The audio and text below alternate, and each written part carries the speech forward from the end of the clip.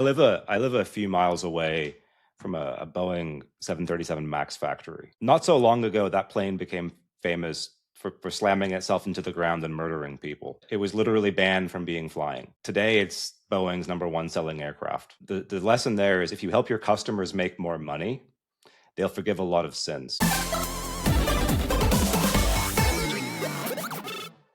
Welcome everybody to the second UA Monthly. As always, first chair goes to Josh Chandley, President and COO at Wildcard Games.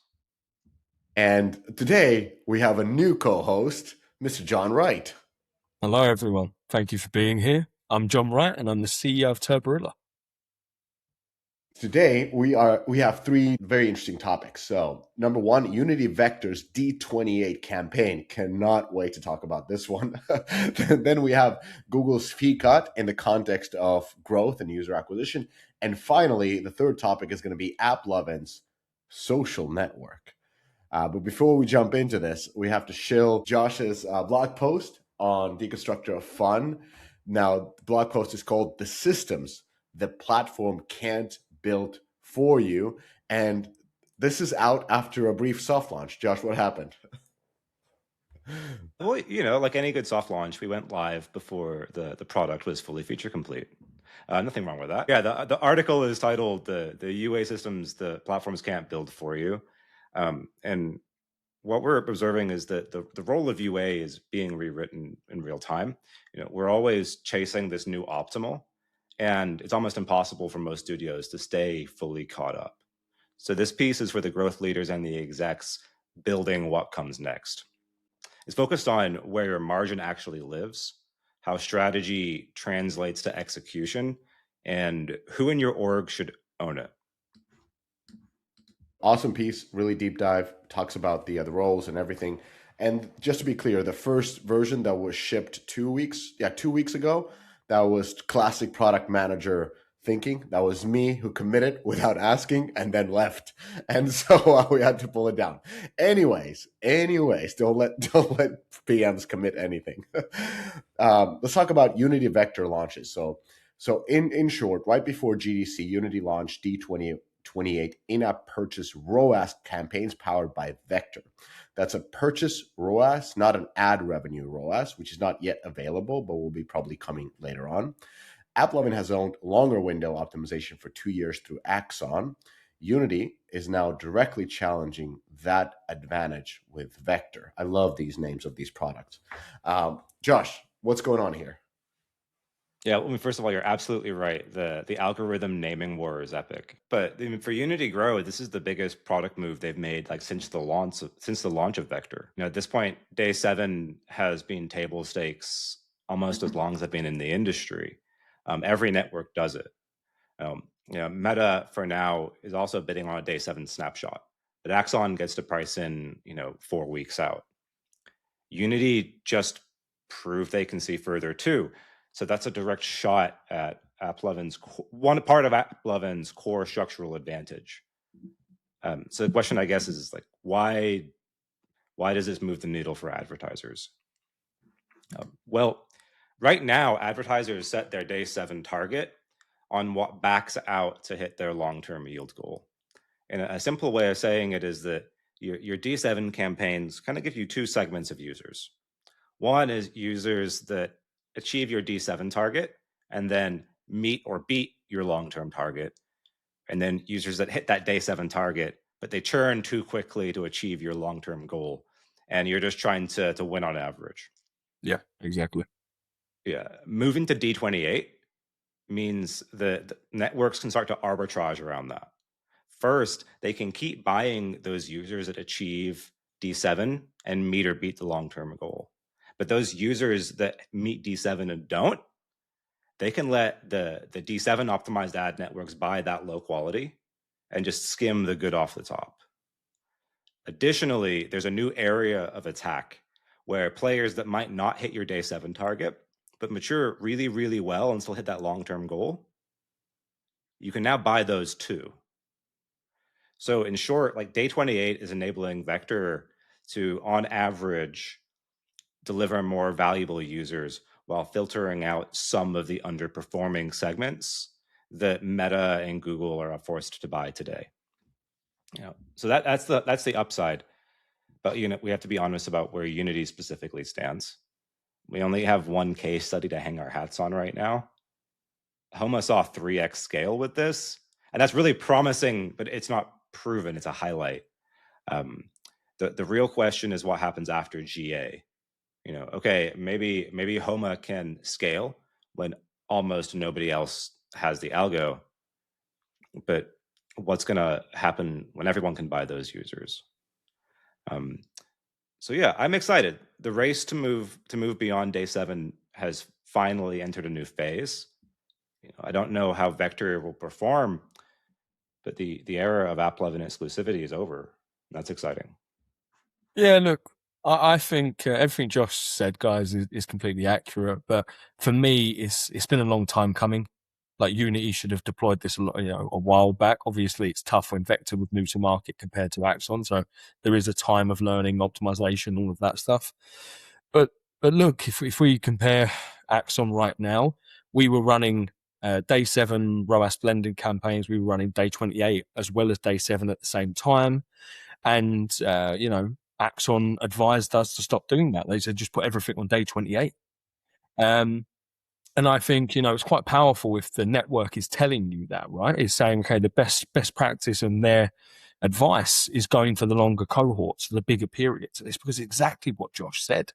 The longer the period is, the more data you have, the more time they have to optimize, and also the more actualization, right? So if you're actualizing against a goal, say day 7, 30%, you've only got a small amount of actualization up to that point to hit that ROAS. But at day 28, some studios are nearly profitable, right? If it's hybrid casual and stuff like that. So there's just having that long window gives a lot more security, and they can play with all of the metrics, all of the sources, everything on a much bigger pool.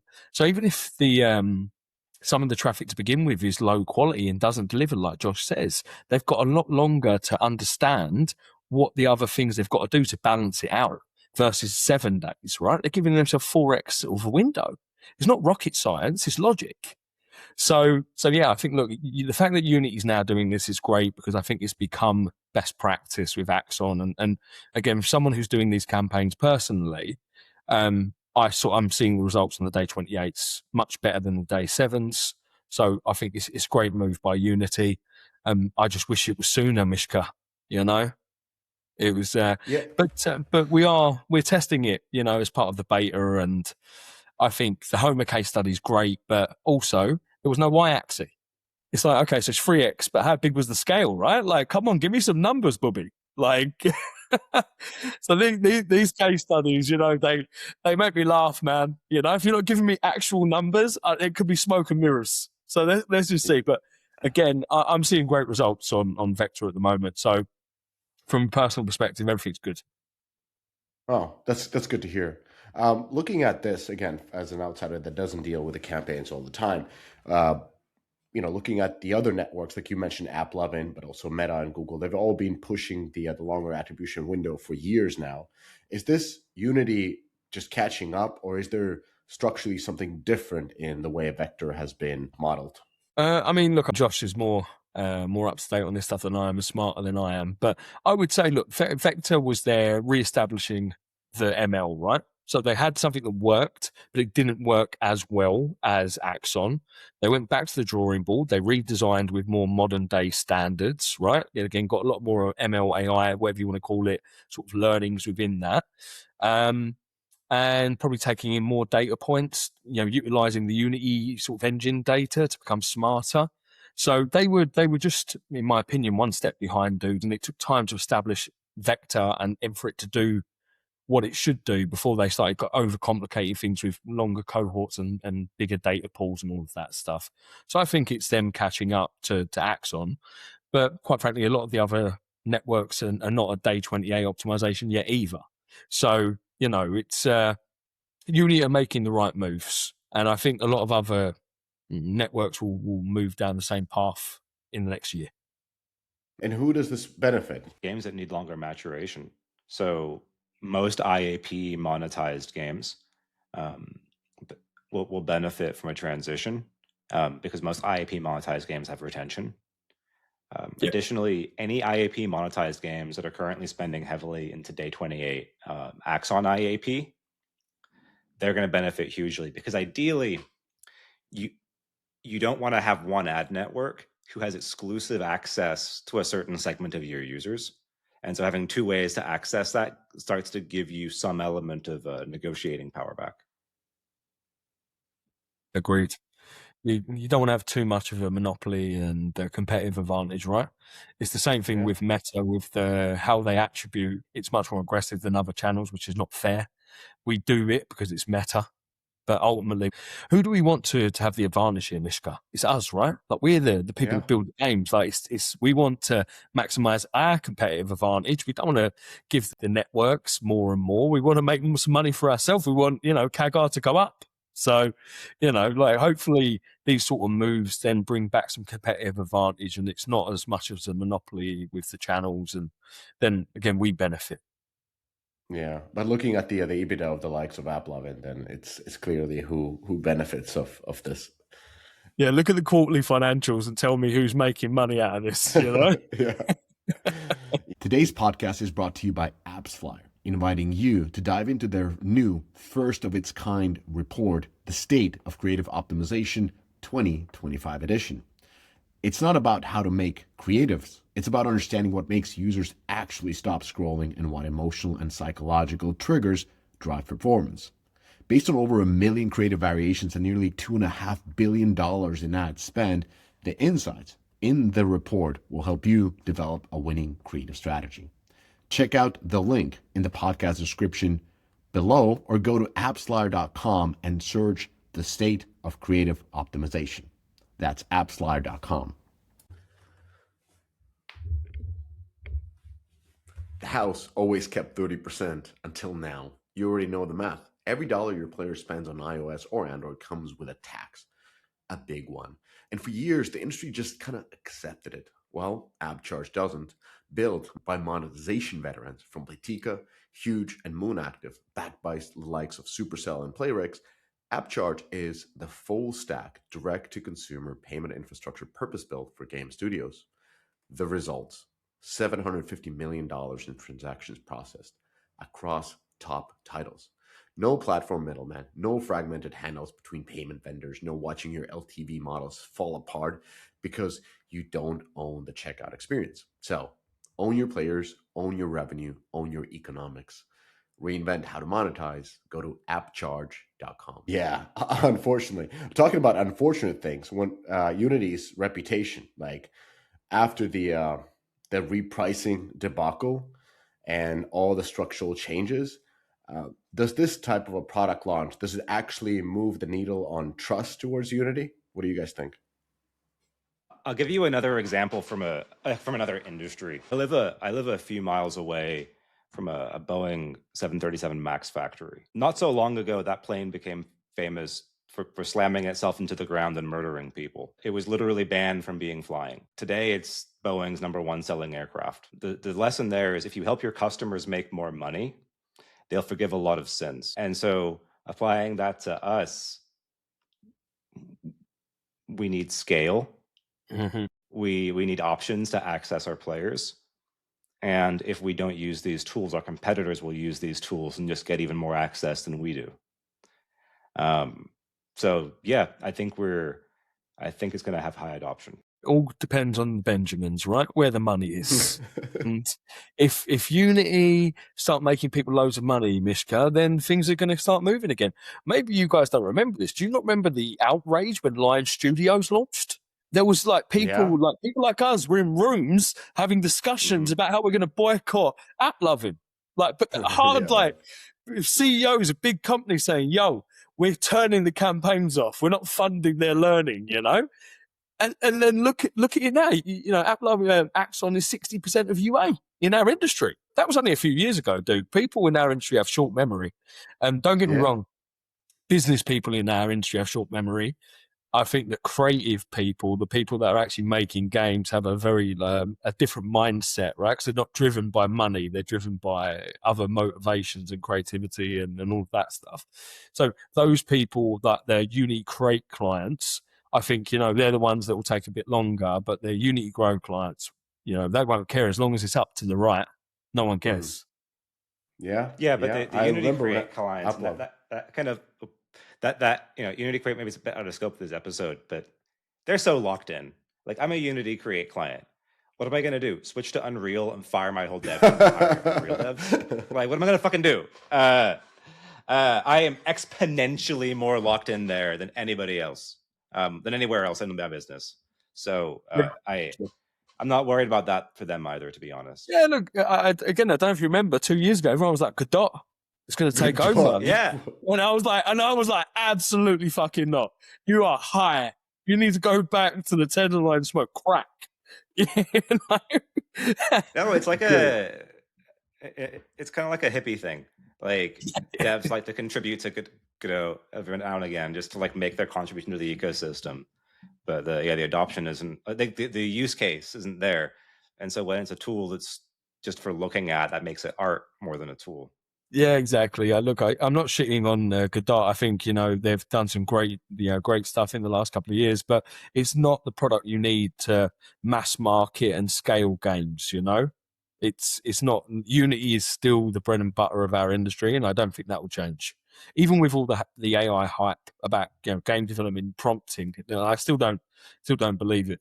Or it will come in many years' time. It's not going to happen now. These networks are powerful. I still remember when AppLovin had the Matchington Mansion. Was that the game when they Yep. copied Playrix's games and faked it that it was made in some coffee shop in San Mateo address, and it was amazing. And then nobody worked in that studio on LinkedIn, so Yeah. that was fun times, and we forgave. It came back. I mean, what are you gonna do? One great offsite, and we're back on board for the next quarter. Let's talk about another giant making big moves, and that is Google overhauling its Play Store economics. I think overhauling is a pretty bold statement. That's a strong way of Yeah, describing it, dude. that's I wouldn't say overhauling, let's just say that the PR was talking about major changes, but the reality is, as Chris would say, mice nuts. In the game of growth, everyone is looking for that power up. Vibes is exactly that. It's built by industry people, so they actually get the challenges you're dealing with. As a result, they become the fastest growing gamified rewards platform out there. And the results are kinda nuts. With their AI powered targeting, you're not just buying installs, you're bringing in the right players. And now they've got this new ROAS optimization engine, so your campaigns basically level up automatically. Vibes is built different. It's designed for growth. And I guess you could say it's powered by good vibes. Check out their DOF exclusive case studies by following the link in the description. And go to vybs.co. That's vybs.co. Share your email and join the waitlist list. So the headline was a 20% fee on in-app purchases for new installs, down from 30, so like a third down, and that the changes roll out as soon as the June 30th. Josh, what's your take on this? I mean, what it actually is Google has blinked, right? It's taken a while. 30% has been the number for almost 2 decades. We're still not there yet, but at least in the US, but we're looking at 20% for new installs. How will they measure new installs? Like, nobody knows, but certainly it will be more conservative than your MMP. DTC is going to be interesting. I think the amount of value creation is undeniably a little lower, right, than when Google was effectively providing their services for free. But this was always where they were headed. There was never a scenario where Google and Apple were just going to provide distribution for free forever. DTC, has a clear path to provide value. especially when they're delivering more ways to touch the user. But on actual UA, for new games or games that are scaling user acquisition, if your LTV was $7 when Google took a 30% cut, when this rolls out, your LTV instantly becomes $8 for new users. That's 14% more bidding power. I don't think it's going to transfer all the way over to networks. It means that your ROAS targets will stay the same, but your revenue will jump 14% for those players, and UA spend will kind of climb towards that. It's also potentially a little expansionary. If we're making 14% more, that means mobile apps are making 14% more, but advertisers like ecom, they're making the same.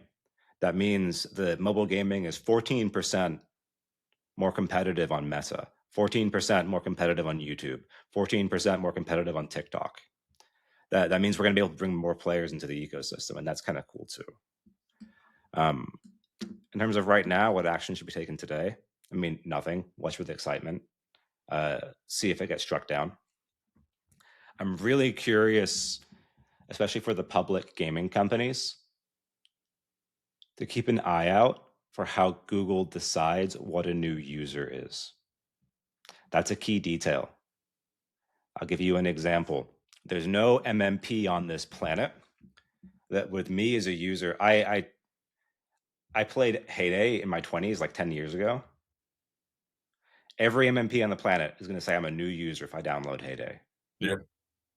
Is Google? It knows I downloaded it 10 years ago. Is it going to charge me 20 or 25? So for the big companies that have very live products, this could actually be less bullish than for new games. It could actually entrench a pricing advantage for new games and make it easier to scale those games because they get to be pricing for new users. So that's my one thought there. For almost 2 decades, we've been doing business at 30%. Now it's 20 or 25. LTV is going to go up. Budgets will follow. This is one of the rare moves where both ad networks and the pubs, win at the same time. Yeah, look, it's a unit economics play at the end of the day, right? Like anything that can put more money into our hands or improve profitability, extend ROAS, reduce recoup windows, all of that stuff is net positive for us in the industry, right? The discoverability piece I didn't actually think of, but what Josh just said I think is actually very interesting because again, an MMP normally has a 12-month period where you're a new user.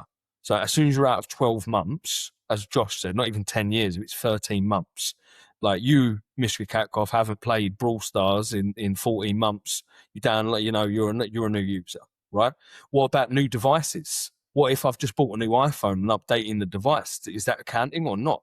I have no idea right now. So, but if it does give some advantage to new companies and new games, then that could help fix part of the discoverability problem, which is obviously new games right now are facing, right? Like if you look at, that famous graph, Mishka, that you always show, that I always show, how much revenue over for games 5 years older or above. It's like 65% of games now is a 5 years. 70, yeah. Right? Yeah, it's crazy, right? So there isn't any competitive advantage really for new games. It's like older games that are really winning and becoming like, you've got a few examples, right? Monopoly Go, Royal Match, blah, blah, blah. But those are unicorns, man. You don't get them every day, every month, every quarter. So anything that can help with the discoverability piece would be very interesting. And look, my thoughts about this is in general is it's a little bit too little too late, right? Like Google should have made this proactively a few years ago and the D2C space wouldn't have exploded the way it has, right? Like, our friends at Appcharge or Stash are closing business all the time, Mishka. Like Playtika came out last month and said they're doing $1 billion a year through D2C now. It was 600 million the year before. Like this is serious money, and if they're paying 5% rather than 20 or 30, they're racking up hundreds of millions that's hitting the bottom line. So one, I think it's overall positive for the industry, and that's going to have a positive effect. But the big boys and the medium-sized companies are still going to work with the D2C providers whilst they can, whilst it's legal and they're allowed to, because the margin between 5 and 20 is so big. Yes, it's like the divide, like Moses splitting the Red Sea, for Christ's sake, and yeah, it's like, for me, I think Google should have done something a long time ago. I think they've dined out on our money for a long time in the buy-gotten time, in the buy-gotten price. 30% is no reason why you should be paying 30% with minimal discoverability. Like 10, 15 years ago, you got featuring on Google or Apple, and it made the world of difference. You could make super money, hundreds of grands a day if you get a good featuring. Now, like last, nearly 10 years since they changed the App Store, you don't get those boosts anymore. You don't see that sort of traction. Why are we paying 30%? So look, for the overall impact, it's great. But the big boys and the medium-sized people are still going to go with the D2C providers. But it's also good for lifting the bottom, right? Like, how do you improve averages? It's by reducing the bottoms. And so I think overall it will be good, but maybe it won't have the big impact that we hope.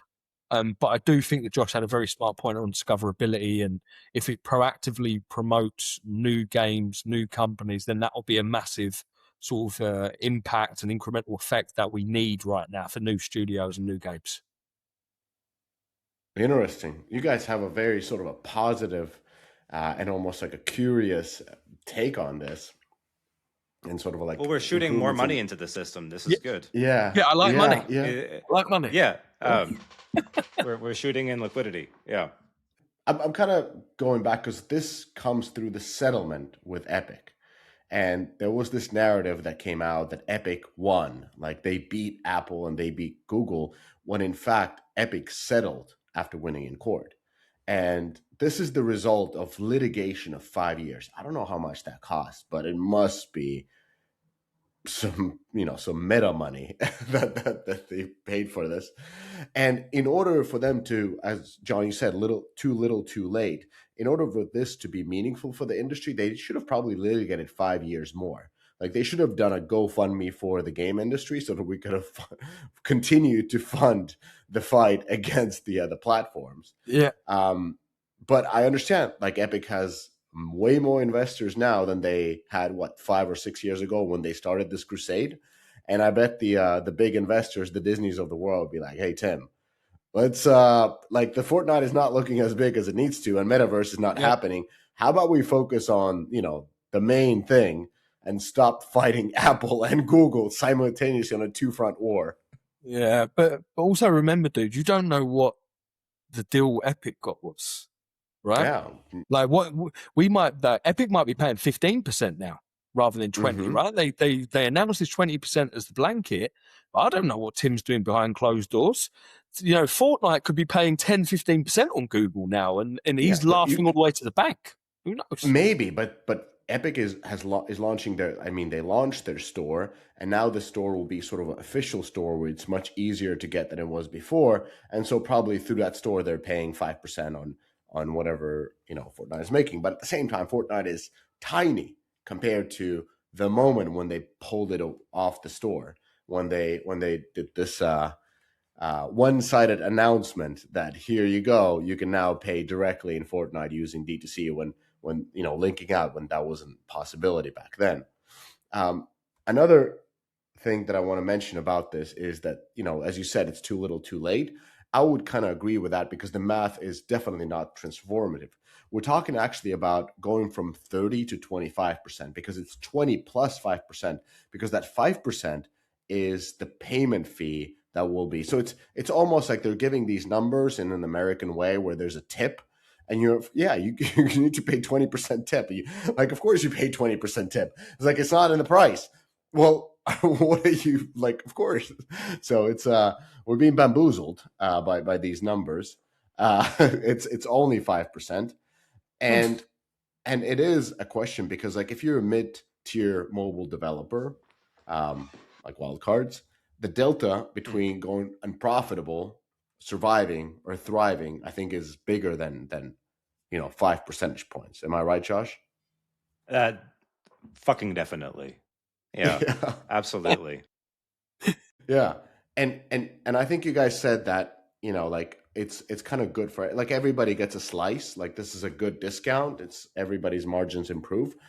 I My question was like the way I thought about it is like network's going to win because all this extra slice of dough is just going in their pockets as we are advertising more and the CPIs are going up. Right? Could be. I'm too cheap for that. I think that what you're going to see is 14% in the scenario where your LTV improves 14%. Let's just assume that's the number for a studio A. You're going to see revenue jump 14%, eventually UA spend jump 14%, and then eventually cash flow jump 14%. What you're going to do if it goes from like $7 to $8 LTV, and you were paying $5, you're not going to just pay that whole dollar more to the ad networks. You're going to maintain your goal and you're going to scale up cleanly. Um, so that I don't expect it to flow all to the ad networks. However, I mean, John, you do a little bit of admon too, right? I've been That known to. means, yeah, I've been known to. Known to. Yeah, Dabble. dabble a little bit. Um, Once upon a time. I think weirdly, this could be the biggest winner here. Ad monetized game studios. Last time IAP monetized games, post COVID fell 8% per year. The numbers I've seen are ad monetized game CPMs fell 30 to 40. Because what happened was everyone's happy, everything's going well. Then IAP monetized games drop 8%. And so CPMs go down for ad monetized games. There's less demand. And so we have to lower our bids, right? Because our LTV just dropped. And us dropping our bids causes CPMs to drop. Yeah. This And so was we then 80 just here. lowered our own LTV. Yeah, this is a Because vicious this was the circle. double effect that happened. No one ever spoke about this, but this is exactly why we Yeah. got hit by a double Essentially, whammy. we had to lower our own bids because our LTV was dropping, and that caused us to lower prices even more in the inventory we were buying, which lowered our LTV because our inventory was for monetization. Now, what are we seeing? We're seeing competition returning on the ad networks we talked about earlier. But if IAP games are able to spike their UA bids, all of these things are going to increase CPMs for ad monetized publishers, which will mean that we then are able to bid more. And if we start bidding more too, we'll increase our own LTVs, which will allow us to bid more. And so ad monetized games are so freaking cyclical. I think we've been out of favor for a little bit, but I can see some normalcy there too, and that's exciting on the UA side. And this is all the growth loop, Josh, right? Like the better monetization, the higher the LTV, and then that feeds into the growth, the UA part, and then it just becomes circular. Like it's okay, Yeah. more money in, Yeah. more money All out, these more second money order in, effects. money Yeah. out, and yeah, look, this sort of thing can be quite like transformative in that way. Like it can ratchet up both sides. Yeah. Yeah, Yeah. but Yeah. the hypothesis Josh is using here is, or both of you are using, is that everybody adopts this. But you kind of mentioned before that this is most something that is adopted by mid and small tier studios, while the large ones will continue to do their D2C, so direct to consumer web shops. And I've had some conversations with a few very big publishers, and both of them were not jumping on board of this. And that seems to be the consensus that they are continuing to use their web shop rather than opening up. And actually, I believe that this will only increase the use of web shops because the removal of the scare screen, which according to Sweeney in the article, he said that over half of the players dropped off trying to install the Epic Game Store. I think the same type of scare screens have been with when you're trying to get external payment through doing D2C. You remove that, so that increases the conversion. Version, yeah. And yeah, and that means the D2C companies might be one of the biggest winners in addition to ad monetized companies because their solution is not now much more accessible. Hmm. My push would be, well, actually, no, I agree with you. I totally agree with you. Big, gigantic studios that are public or could be public, um, they're not going to be moving quickly. And I also think that alternative app stores, especially with the lack of a scare screen, have a lot of upside. But here's the rub. Here's the rub. Gigantic studios have one thing in common: big Money. ass titles that have been live forever. Yeah, money. Actually, two things in common: one, money; two, big ass titles that have been live for a long time. And when you look at games like Heyday, I brought up earlier, or even Monopoly Go now, the percent of revenue that goes towards user acquisition is smaller. Mm-hmm. And so that means any savings that they generate don't trickle down in the same way. Whereas if a brand new studio comes out or a brand new game comes out and it wants to scale, its percent of revenue going towards UA could be over 100%. Yeah, exactly. And that's going to aggressively feed the ecosystem much more efficiently than a game that's in more of a live, more of a harvest mode where it has its users and it's not worried about acquiring more. And so I think that the economics will play out differently for that scenario. But in order to get these discounts, like one of the things that we haven't mentioned is that you have to capitulate to Google's Level Up. Was it Level Up program? Where they essentially put in a sidebar with Gemini and Nano Banana and of course Timo ads and you name it, and take your data. So there's that. Yeah. Playing the model. There's also that. Playing in the model. Yeah, and that is the reason why the big studios are not jumping in, because they don't need that sidebar with a bunch of AI. Yeah, and none of this is final yet. Yeah, June 30th, exactly. right, Mishka? Yeah. Yep. Yeah. And if it goes through, and then Apple is going to do some bullshit, and we'll see how this goes. But again, removal of scare screen, improving margins even a little bit. Networks, web shops, and ad monetized games, they can all high five together. Yeah, look, to sum up, this is a good thing, right? It just depends on what level of good it will be. What is the real impact going to be? We'll see in 9 months, right? 2027, we'll see what the results are. But Yeah. I'm an optimist. I'm going to say this is going to be net positive for all of us. And let's just wait and see, But we'll see next year. 100%. It might not be the end of the negotiation like it's being framed as. It might be the middle. We don't know. Well, part of this was Tim receives a gag order not to talk about Google for 10 years. So that was part of the deal. Is it 10 years? Yeah. Damn it. X is going to be so much more boring now, Yeah. He called Google Android fake open platform. Not anymore. Will not call that anymore. Your competitor is scaling. You're running the same ads, same channels, similar creatives, and it's just not working for you. So what are they seeing that you're not? Sensor Tower's Pathmatics shows you exactly that. Real ad creatives, spend estimates, channel breakdowns, and impressions data across Facebook, YouTube, Snapchat, Instagram, AppLovin, and many, many more. See where your competition is investing, what's performing, and most importantly, why. Just stop wondering and start knowing. Check out Pathmatics by Sensor Tower. Go to sensortower.com. Okay, last piece. This is an interesting one. AppLovin plans a social network. Why not? So AppLovin is building or considering building its own social network after failing to buy TikTok. These guys are on crack. Their CPO, before that, they wanted to get Unity too, which would have been a good deal. Their CPO said they're inverting Meta's playbook. Ads infrastructure first, audience second. JC, what's going on? I mean, Meta and Google must really fucking hate these guys. Oh, they do hate them. They do hate them. Every conference they have, they somewhat whisper to me. They're like, "What do you know about AppLovin?" I'm like, "I don't know what I know." And why are you whispering? I didn't know. Yeah, I couldn't possibly comment on the Meta their actual opinions right now.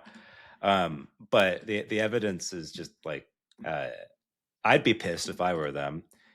First they went after ecom AppLovin. That's Meta's biggest ad vertical. We're seeing Axon reported, I think, 5,500 merchants already on Axon, adding 200 a week. That's like going straight at Meta's money. And now they're trying to like buy or build social networks. Um, that's not competing with Meta for ad dollars. That's competing with Meta for ad dollars and for user base. That's how you go from a partner to a threat. That said, I don't think they can build one themselves. Consumer-facing social media apps are a completely different muscle than B2B ad tech. So maybe if they bought something, it could potentially work. But we've seen other ad networks and other platforms do this kind of acquisition, and the integration always tends to be a lot harder. So here's what matters for gaming executives and UA people today. Probably none of this.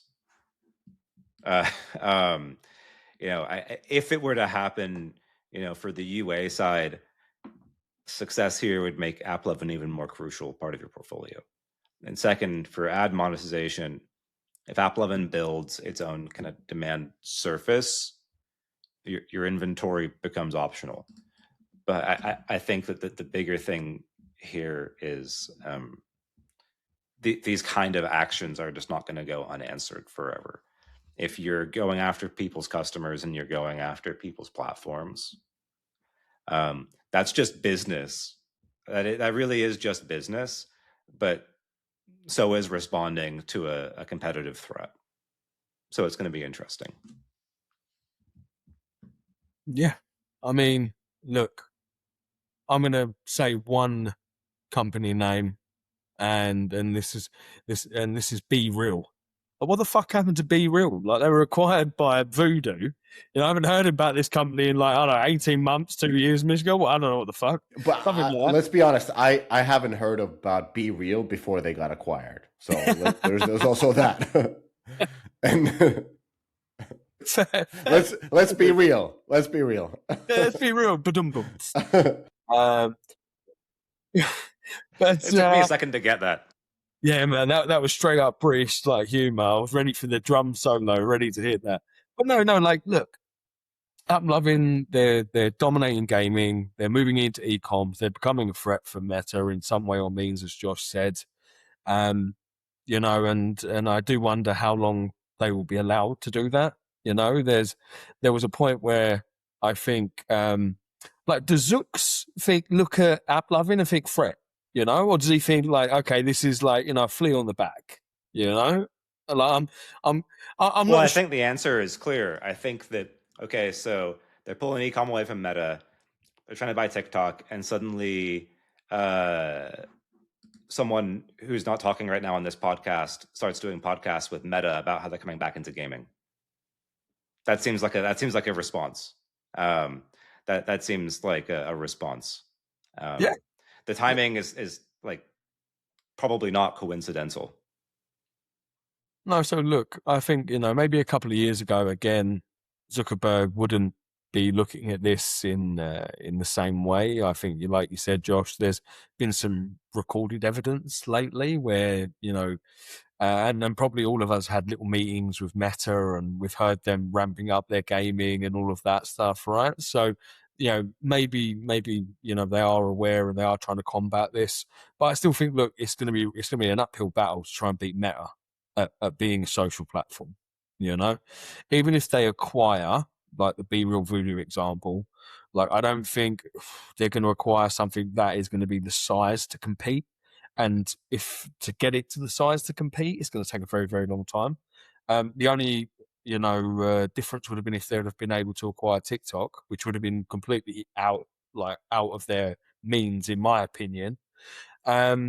So, but look, I don't really think, like, honestly, I don't think this is a massive viable strategy for them. I think maybe it was like an opportunistic thing, then they would do it. But I don't see, AppLovin, building or buying a huge social network where this becomes, a big part of their business. Yeah, I'll be interested if it does, but Can't see it. It's going to be very expensive.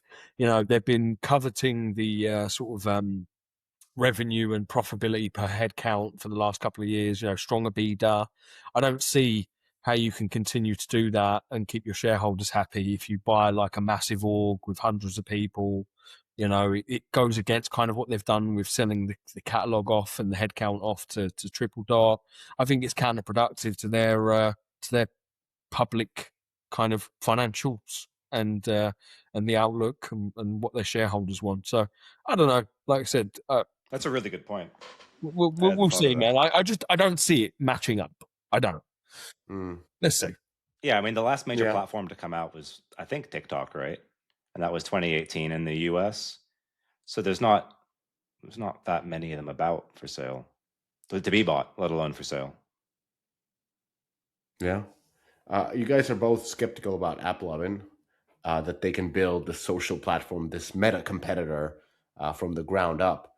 But their CPO explicitly said that they are not building meta, that they're inverting the model and they're being ads engine first, social layer second. When you think it that way, is there still the same level of skepticism? What does that mean? Yeah. Like, it means they already have an algorithm, but they don't have an ad network yet. Yeah. It means they want an apple and an orange, and they have an apple, so they're saying an orange is next. That's what they're saying. Or that they have this, they have the seasoning, but they don't have the steak. Yeah. Yeah. Well, that's a good way of putting it. That's true. So, yeah, I mean, it's no. I think that the one reason that you're going to see any network want a social media platform or anything like that is like they want O&O inventory. Yeah, that's incredibly powerful. Is when you think about it, if Unity, let's say, starts to bid 5% more effectively, how does that affect Meta's pricing on Instagram? But for Axon and for anyone who's buying gaming or in-app ad inventory, you've got two algorithms going. Algorithm one, how much can you charge the advertiser Dream Games and still hit their goal? The other algorithm is, how little can you pay Josh and John and still win the impression? And that second one is ultimately set by the second highest bidder. So if network A can bid $20 and network B can bid 10, network A can pocket a $10 margin. Now, if network B gets 5% better and can bid 11, even if network A still wins with $20, their margin just dropped 10% from 10 to 9. And that's so not owning the inventory is a material risk for an ad network, because you're facing compression from two sides. You're creating how much you can. One is like, how much can you charge and still create value, but the other is like, well, your alpha is actually not how much value you can create. It's how much more value can you create than the competitors. And that's like not a situation you really want to be in if you can help it. Yeah. No, I think you're right, Josh. At the end of the day, if you own the user and you own the direct supply, that's part of the strategy they operated with acquiring all the studios, right? Was getting their own supply in, and then it was the acquisition of data companies like Adjust, etc., right? Getting more and more data and allowing them to kind of do what they did and conquer the big part of the industry for a long time. But it's the thing is, as quick as they were able to do that, all it takes is someone else to do the same thing, right? Like if Google wants to double down on AdMob, if CloudX actually does what people are saying, like there's always going to be competition when you don't own the user. So I mean, look, even if you look at Apple, for example, like again, Apple decided, you know what, we're going to do ATT, but they kept the IDFA, right? Like, because it was their first party data. For themselves. Yeah, for themselves. Yeah. But they got rid of it for everyone else, Josh, right? Because it was their user, their data. So like, you can, if you're playing with someone else's and Apple search explodes. Yeah. Yeah, exactly, right? Exactly. Look, it was fucking extremely tactical and logical what they did, you know?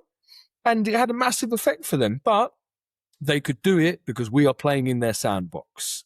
And, if AppLovin were to build first party platform, social network, whatever, where the user was theirs, then they would be able to control that a lot more. There would be a lot more security. There wouldn't be any of the situation that you're describing in the arbitrage.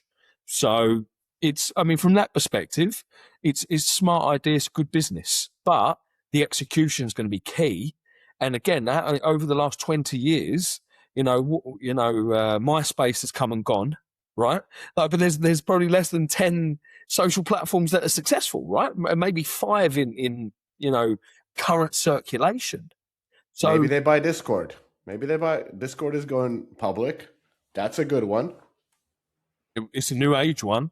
If you want a younger Yeah. demographic for the future, it's a very good idea, actually. I mean, I would, Yeah.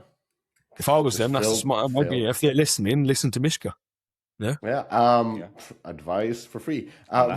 So, what do you think about AppLovin has their stack, their advertising stack? It's as foolproof as any. Does that give them an advantage if they want to build on top of existing user base? Let's say they acquire Discord that has been actually trying to get into advertising space. Tremendously, but it doesn't mean it's going to hit the same CPMs. When you see like, especially Discord, but when you look at like Meta and YouTube, there are two key challenges for an ad network with social media versus in-app ads. Challenge one, it's a candy store versus like an infomercial, or the checkout aisle versus an informed purchase. When you're looking on a reel or you're scrolling on a news feed, the whole purpose of that fucking ad is just please stop scrolling. That's the whole purpose. On in-app ad with RV, you've got a 30-second infomercial and then a playable experience and then an end card. The user's going to watch. And so a lot of their targeting and assumptions are based off of that. The second thing is, and I mean, no offense to any of my friends at ad networks or in-app ad companies, it is a little bit easier to target games target ads in a game than in a social network. If you are watching an ad inside Solitaire, you are much more likely to behave a certain way. So, like, if you walk in real life, if you walk into a bookstore, the probability that that person likes books is quite high. Yeah, And exactly. so by having a million different applications that you're moving inside of and out of, you're showing behavioral intent. If you open TikTok, that says fucking nothing about you. That says literally, like, everyone opens TikTok. What contextual advantage do they have from opening TikTok versus AppLovin being able to see, oh, they opened a card game, oh, they opened an MMO, oh, they opened a Forex game. That the ability to use even just that basic feature is really impactful. And so Meta and Google have way harder jobs. Their technology has to be way better. And so it's not that they can't do it. It's the I would assume that AppLovin's technology, like Axon, wouldn't be plug and play. It has unique challenges, and like the inventory itself would fundamentally change. Final Yeah, question: Do you think AppLovin is overextending here because they kind of succeeded by going for the cash cows of the big ones, as the big ones were chasing next set of unicorns from metaverses to AI, and these guys were just eating their lunch that they left behind, and now they're coming back for their lunch while AppLovin is coming for their core. Is this overextension? in my personal opinion, yes. I think it's going to be extremely hard for them to execute on this. Doesn't mean that it's impossible, but I think it's very, as Josh said, there's a number of differences. When you're targeting users and having like certain infrastructures that are from games versus social media platform, I think it's going to be very, very tough for them. How much on R&D are they willing to spend on this, right? Like, how much does it cost to build a social network? 100 million, 500 million, a billion? Or buy a Discord. What's a Discord IPO price? Okay, yeah, you buy Discord for a couple of billion, right? It's a lot of money. So, you can't just throw money at every solution. Some things you're good at, some things you're not. So I think if I was them, I would focus more on the e-com side, because I think that they're more poised to win in that. But look, if they've got more of a gambling nature and they risk and reward, it's very high risk. But if they nail it, the reward will take them to a $500 billion company, rather than I think you're dead on.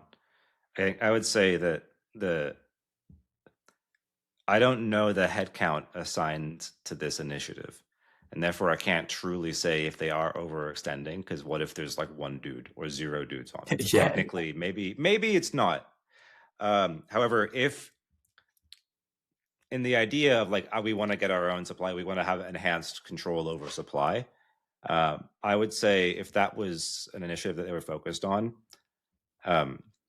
first of all, John's totally 1,000% right. The ecom thing is crazy. It's been like, I thought it was going to be meh. It's blown my mind how effective that's been. So just like kudos to them for the vision on that. But if they were going to be focusing on enhancing their control on supply, John, when was the last time your Max dashboard changed? Couldn't tell you, dude. I log into it every week. Couldn't tell you. Yeah, and it's been the same. It's been basically the same. Like, I remember when I got sold Max 6 years ago, whatever that is, it hasn't really changed.